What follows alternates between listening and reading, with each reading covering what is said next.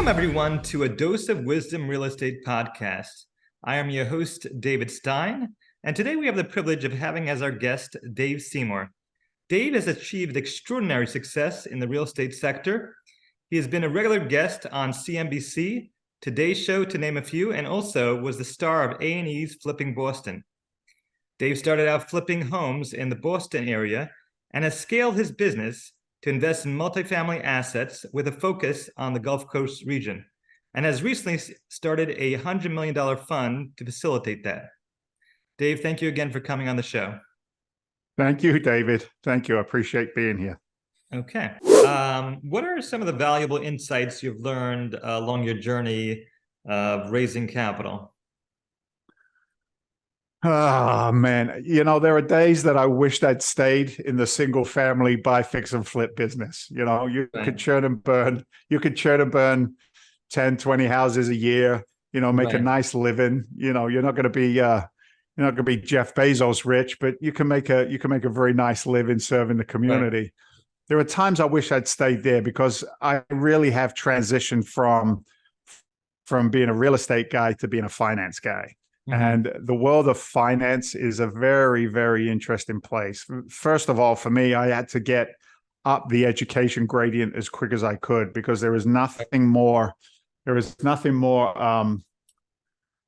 want to use the word frightening, but to be outside of a comfort zone in a very important conversation where you don't have the answers, where you don't have the edge in raising capital. Mm-hmm. I made that mistake only once or twice. There's a lot of ego. There's a lot of ego in the finance world. Maybe you resonate with that. Maybe your listeners do. Right. I had one gentleman one time almost chide me like a child because he told me it's the gold that makes the rules. Mm-hmm. And I thought about that statement for a while. And then I also thought to myself, well, that's great. But if the gold is only digging dirt at 2% and I can dig that dirt at 8 to 10% return, then maybe your gold ain't that valuable after all. And what I needed to do personally into the capital raising world is to really look at the value that we bring. We bring investment opportunities that are institutional quality. We bring them to the accredited investor, the small family office. We have some larger family offices who dance with us a little bit, but being in that world. Walter, again, my partner, he says to me, we bring the deals to the average investor that usually get done on the 9th hole of the golf tournament, right? That's where most of the best deals go down. That's how he categorizes it. Right. But perfect example. I know our time is tight. You run a tighter show, but I took a call today. I took a call today with a retired NHL player, and he's in my market.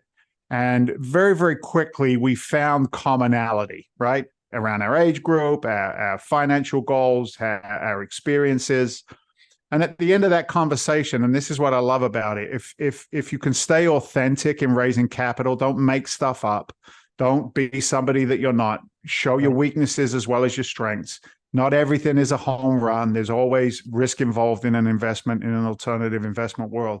If you put all of that out there with truth comes back to you. And it's the great takeaways. Like, I can talk to my other buddies in the NHL.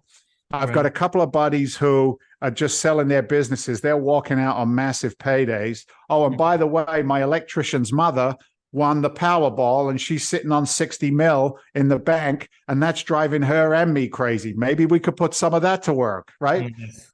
Mm-hmm. But you don't get those opportunities, I think, unless you sit in truth. There's a lot of sleaze out there, you know. Right.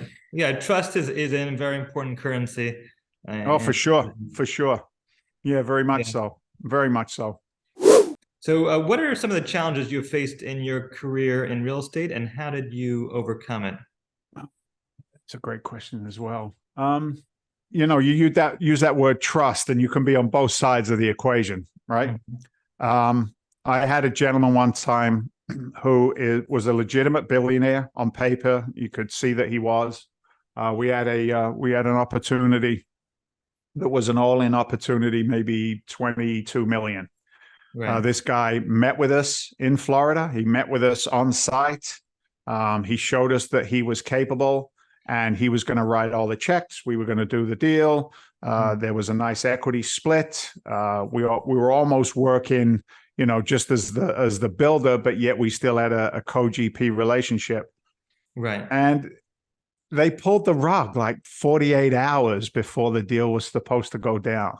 Wow, that's tough. And it's like, and I know it's not unique, but it was my awakening, if you will, right, which was kind of sad, because what I've learned is that I go into every relationship. I love to start at 100 and have people lose points.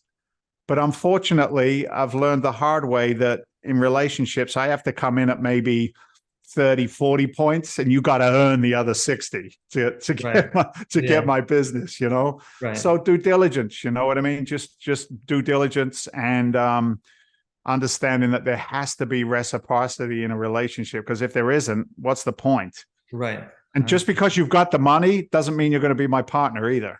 I do not want pains in the katusha as a partner. I'm not, it's not necessary. I'm too old to babysit egos and attitudes. So being able to separate yourself from the people that you want in your sphere of influence and those that you don't is definitely something that's, and it's better with maturity, right? When you're young, everybody's going to be your friend. When you get older, you say, I only need 5 really good friends. You guys can come in, or you girls can come in. The rest of you, you're okay there. I don't want to hurt you, but I don't know that we're going to be helping you today either, So, and the people you surround yourselves with could either propel you to the next level, or they could hold you back. So yes. Oh, for sure. I had a captain in the fire department very early on. And he said to me, there's 2 kinds of firefighters, David. This guy was a grizzly old veteran, the big handlebar mustache, the whole works, right? And his name was Larry Godbout. And on the back of his turnout coat, it said God. So we all knew who he was.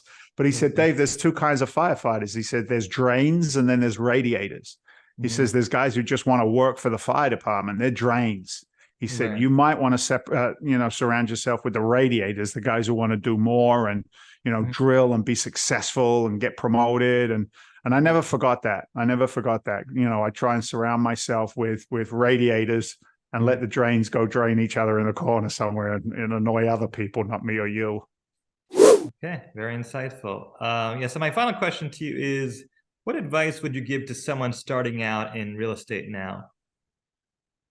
Again, a great question. And when I read that question, when you sent them over, I got a flashback to the very first time I was interviewed on television when we had the TV show. It was on Squawk Box. I don't know if it's on the street, not Squawk Box. It was on the street. Yes. And it was the 12 o'clock, 12 o'clock show. And I can't remember the host's name, but he always had an edge to him. He had a little tood. Right. And at the end of our interview, my ex-partner, Peter, and myself, we're sitting there in this booth in Boston, and we're, talking into the New York office. And he gets a little smarmy, this guy, and he says, other than getting yourself a reality TV show, what advice would you give to somebody who wanted to be a real estate investor? Right? Like he's just oozing too, David. Right. And I think it was divine, because I just looked right in the camera and I said, my advice would be to educate and don't speculate. Right? Educate, don't speculate. Now, if you take that on face value, it's great advice. But then where do you get your education from? There really isn't, to the best of my knowledge. If I'm wrong, I'm wrong. But to the best of my knowledge, what guys like you and I know about the real estate investment world, it's not a collegiate class, right? You can't go, you could go get a Harvard business degree and I'm impressed. But do you know what it's like to be in the trenches? Do you have some scars, if you will? Because there's a lot of education in your mistakes and my mistakes that people can pay us for, or they pay for them themselves when they go out into the marketplace. So, it kind of goes full cycle to what we said before about mentorship. Right. Finding somebody that can give you some guidance. And I'll say this as well. It's not always a transference of dollar bills in mentorship. In my generation, I know what my skill sets are. If you say to me, David, develop a marketing plan and run it through a funnel system online and a drip campaign to emails and all of that stuff, I'd be like, I'm done. I'm out. Check out. I'm out of here. But what if I mentored a younger person who has that skill set, who's lived in that, that online digital world, who can understand how to use Chat GTP, right? So, for me, it's educate. And then again, for myself is if I'm the smartest person in a room, I always want to be in a different room. I always want to. Being at the JCon event was such an experience for me because I level up again, right? I get to hang out with Josh and people like yourself, and Ari invites me into the next level of education. So always be educating. We can always learn something, right? But find mentorship and don't speculate. Okay, very valuable advice. Mentorship, being willing to make mistakes, and due diligence as well. All right, thank you for taking the time. It was really informative and entertaining, and hopefully we could have you again sometime. Yeah, whenever, man. I'm here. Take care. Thank you. All right, thanks a lot. Bye.